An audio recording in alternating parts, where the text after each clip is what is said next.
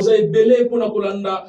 Émission Nabino, salut les peuples, moto na moto, nous avons na ville ya Lubumbashi, na province ya Okatanga, to pesibongo bana ya commune ya Lubumbashi mbote, bana commune ya Kamalone mbote, bana commune ya Kenya, bana commune ya Katuba, tobosali bino te, bongo bana commune ya annexe ya Papa Lobike, no commune annexe ne, ezane ceinture ya ville ya Lubumbashi. Olinga te okozala obligé pour na kokota na ville ya Lubumbashi olinga na commune annexe po ya ngone sentir outa wapi pour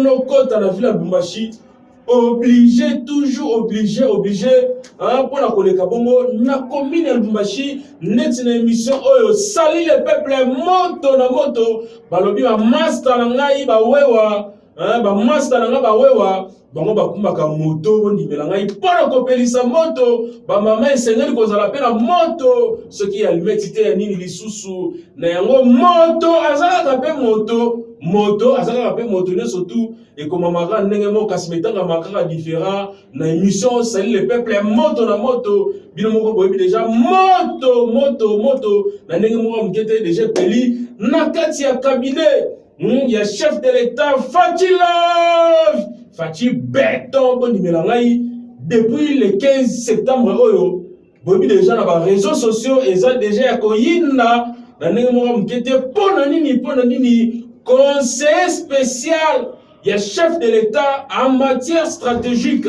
na kombo ya Didier Chimanga Chimpanda bondimela ngai bino moko boyebi ndenge nini ba vidéo na ezo ba ko circuler partout na kati ya monde na ba réseaux sociaux ba te bele bozana na ba téléphone na bino malgré tout ye moko Didier Chimanga conseiller chef de l'État azolo bake o ba vidéo wana so ba sala kiamo ezalaki na onga ka montage grossier pour na nini pour la ko nui bongo so pour la ko viser bongo à la personne numéro 1 ya RDC. Le commandant suprême, je confirme, Fachi Béton, est-ce que nene vijeti mangazo le babon qui les a dans montage et ça pona alamba lisusu ma solo to bien pona aso pour la bongo ma toye chef de l'état nene bande ko sokono boston na le pembeni to bien nini bino bolandaki malgré tout ça qui na anglais kasi na to bete no li soleil za nene nini par rapport ya likambo wana vraiment ya vidéo ya conseil chef de l'état matière ya stratégie vijeti manga oh le sali vraiment soni makasi na kati ya République démocratique du Congo comme on a vraiment chef de l'état et sengela fondra miso po batebele oh ça na bango pembeni wana bajida namba longote bajida bazana ebele bino mo boyebi jida ningi azalaki na Jésus simple baiser pamba ateki mwana Yesu muto salaki lo temateki chef de l'État bato belo zolia na bango bato belo sola na bango pembeni bato bele bazo ko caression na makambo mo boye ozomona oneti ya malom menzo na setu na bazolia lia yo ebele pe lisusu bazo kosa ba makambo na kombo ya chef de l'État parce que na interview wana so bolani li soit na vidéo wana oya Didier Chimanga oye mo bazo benga ngoza montage yemo bazo bango que non même les chefs de l'État a vous la paix partant ya nini ya coopération na ye partant ya nini ya commission na ye walinga kosala contre ba investisseur to ba kutu contre ba investisseur te meto tene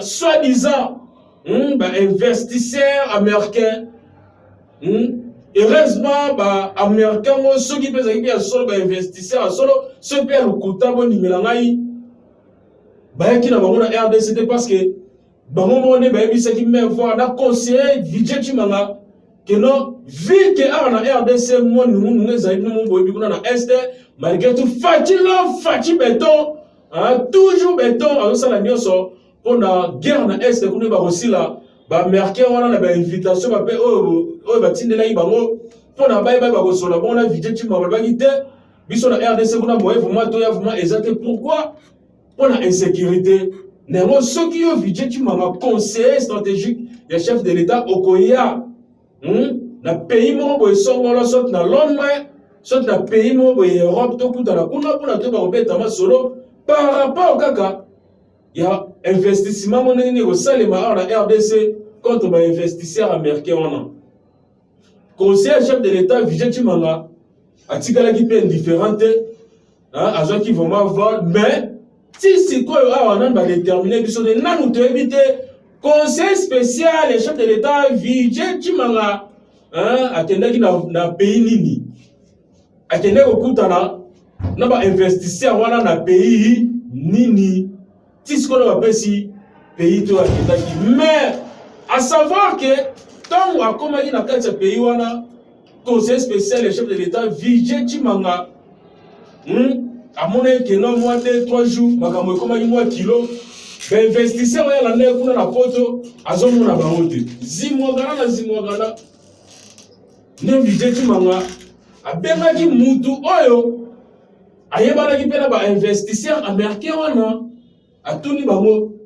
Mais si on a déjà se déplacer déjà pour nous kutana batwana si on a mona bangote problème eza nini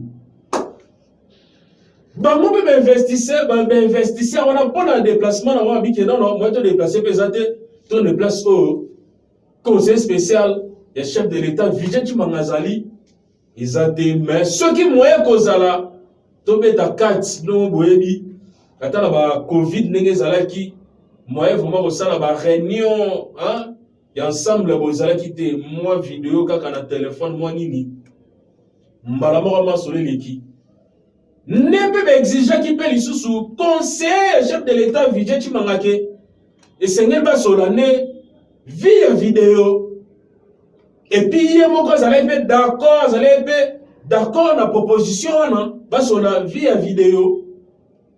Pour ce botali très bien la vidéo, oh, ce moment on bien ce botali très bien. Pour moi que mouton dans la zone baliboso nae, il y a quand même soit un appareil téléphonique, soit un appareil à caméra dans liboso les ont filmé. Malgré tout, la blanc on est dans le balance surtout en anglais. Azo solana en anglais. Mais c'est le conseiller Vijay Chimanga. Bilomoro Boyebi Nengenini, Azalek toujours permet les chefs de l'État. Parmi ma proche, les chefs de l'État vraiment. Ils allaient attendre Makamususu. Il fallait qu'il y ait le barreau de main. Na évité to bien ngamoni, ils allaient pour la cupidité à maman to bien nini. Mais conseiller, abandonné Kaloba Makamususu, il fallait qu'il y ait le bas. Oh non, même le chef de l'État, il sera parti. Il y a commission, on a investisseurs américains. Mais lesquels ils sont sur ma case, ce n'est pas le peuple congolais. Salut le peuple d'émission. Et là, soit qui m'a cassé, et pas le peuple congolais. Ils ont dit conseiller stratégique en matière de stratégie à chef de l'État. Quand la vidéo, on a non. C'est lui qui avait financé les élections du chef. C'est lui qui avait financé les élections du chef de l'État. Est-ce que c'est solo tout besoin de kuta prochainement? Mais mingi nena ma solo oyo ezali to fondé chef de l'État ne mi se sengela yeba nan o aza pembe nae. Mutu nini o azo nommé.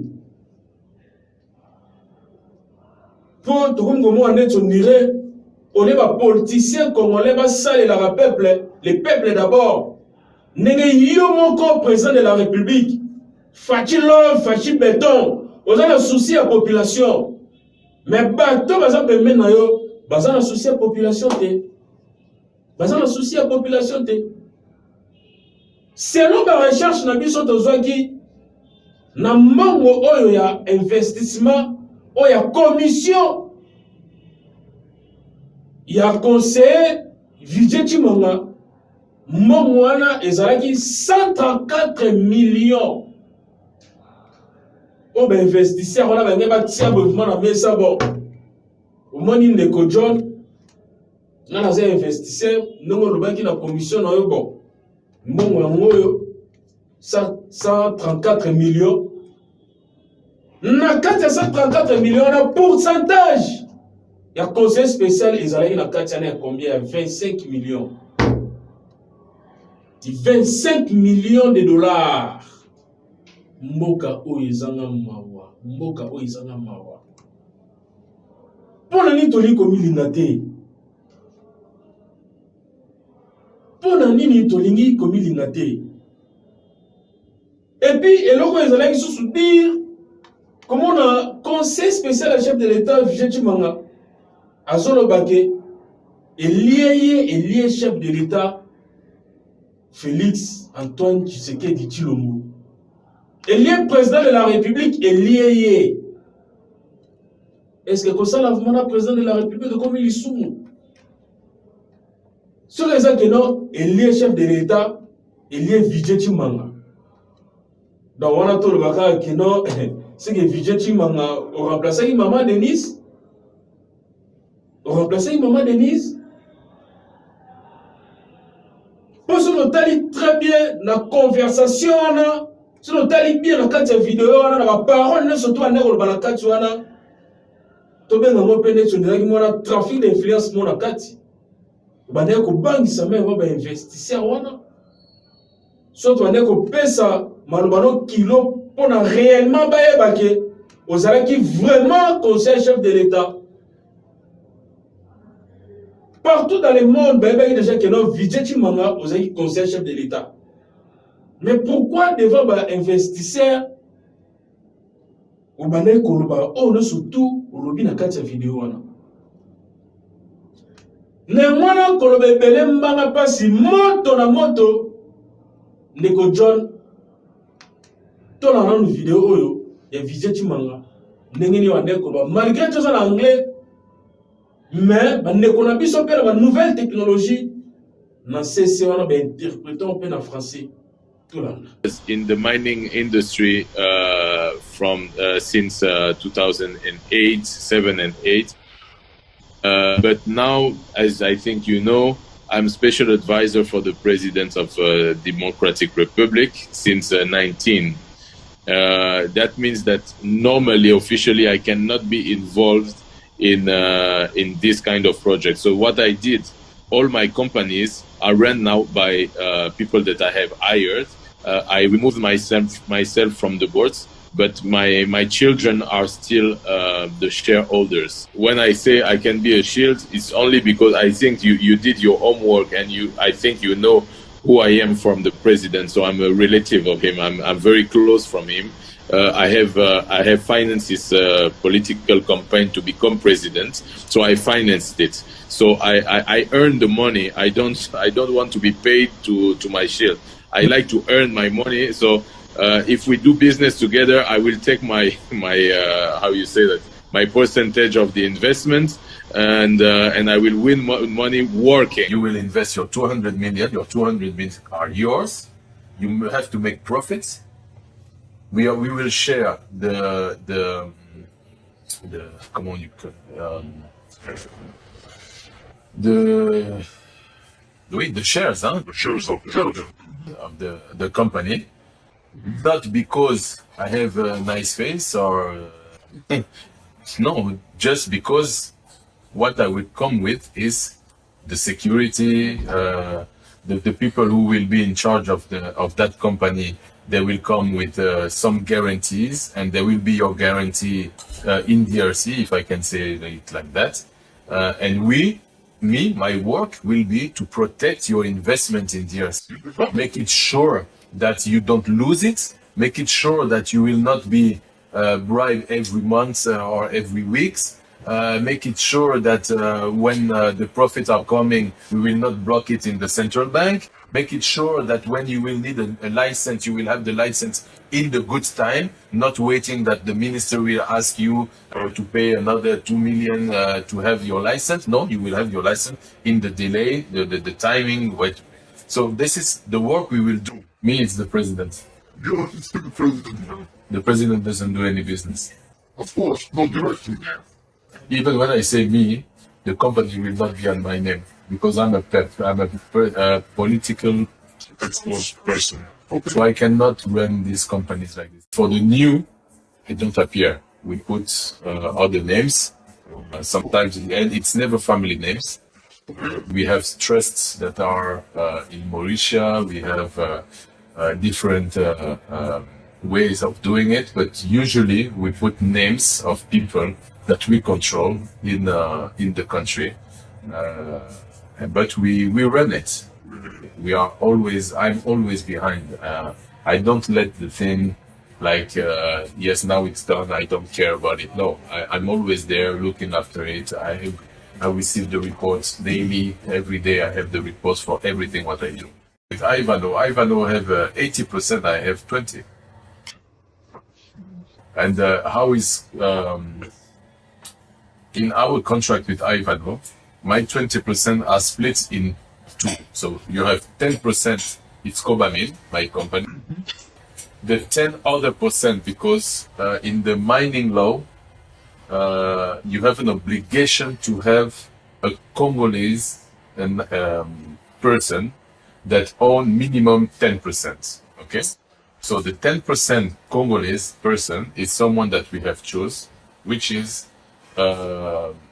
he represents this 10%. To propose to you some subcontractors that will have the chance to work with you. They will make money. And when they will make money, because they are Congolese, if they have the will of giving something to the political parties and all, they will do it. This is the way we can do. And I can understand, like you said yesterday, in Russia they have the way of working. In China also. In Africa it's the same. And in USA you have, and in Europe it's the same also. The only thing I understand, you need strong people to protect your investment and be with you. I don't know if there are people stronger than the president in DRC. Merci beaucoup, Neko John, pour la vidéo. Tout le monde non comment. Binomoro Boyoki. Si quoi, conseiller, il y a zone de bakeno. Vidéo, ils ont des montages. Montage, on va viser des chefs de l'État. On va viser chef de l'État par rapport à quoi? Est-ce que le président de la République n'a pas vidé Chimanga pose un conseil en matière stratégique? Ou que nous sommes investisseurs, tout que nous sommes la commission? Voilà, nous sommes en cupidité. Congolais, ligne Congolais, t'es bon, Congolais, ligne la poche nae. Congolais, ligne la poche nae. Malgré tout chef de l'État, Fatih béton, azo sala nyonso pona anti-valeur, azo sala nyonso pona corruption ici dans la cadre de la République démocratique du Congo. Mais partout, azala qui censé pour prêcher, pour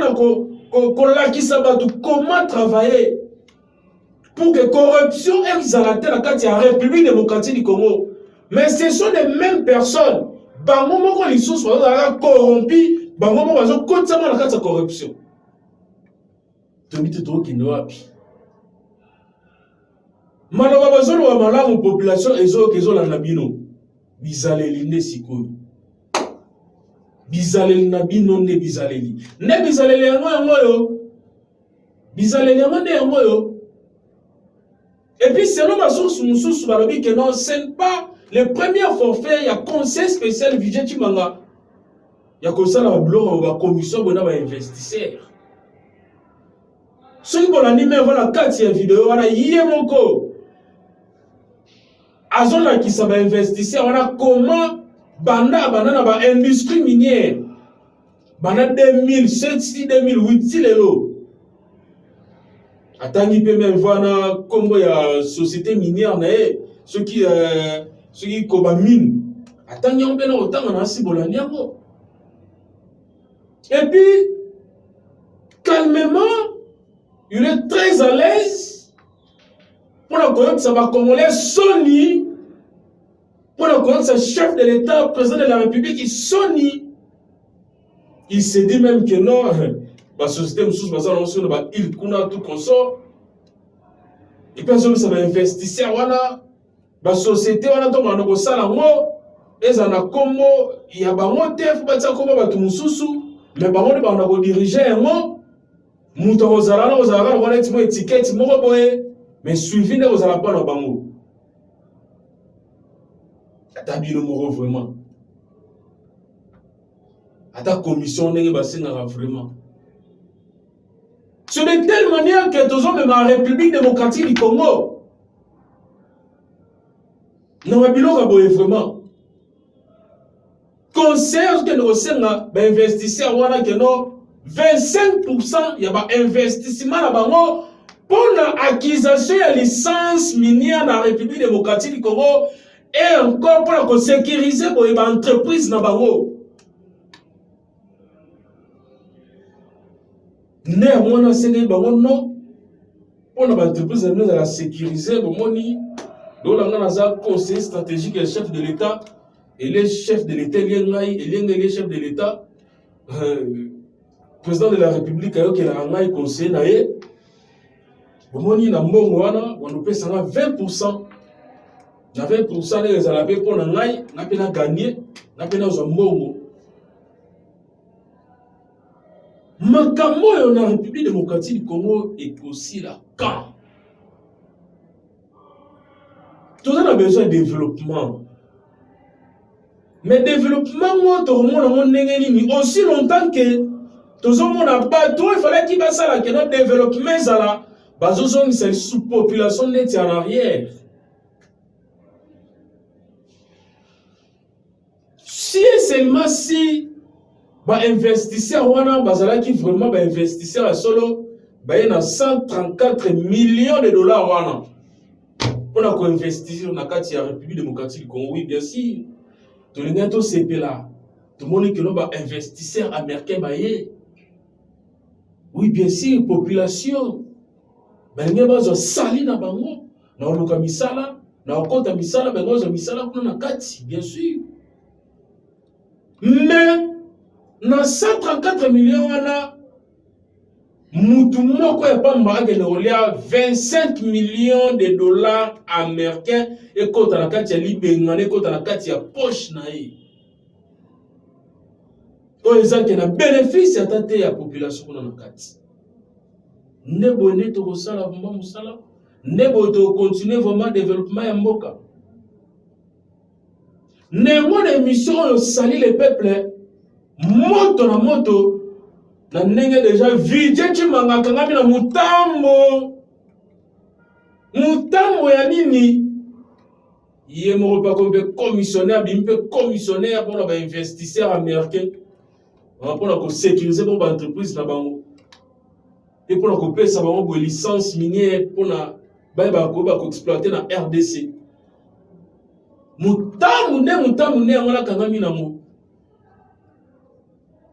Néanmoins, John, par rapport à makambo ya vidéo oyo, parce que peuple congolais balandaki, peuple congolais moni, monde entier mobimba et moni, bana mboka balobi nini bolanda.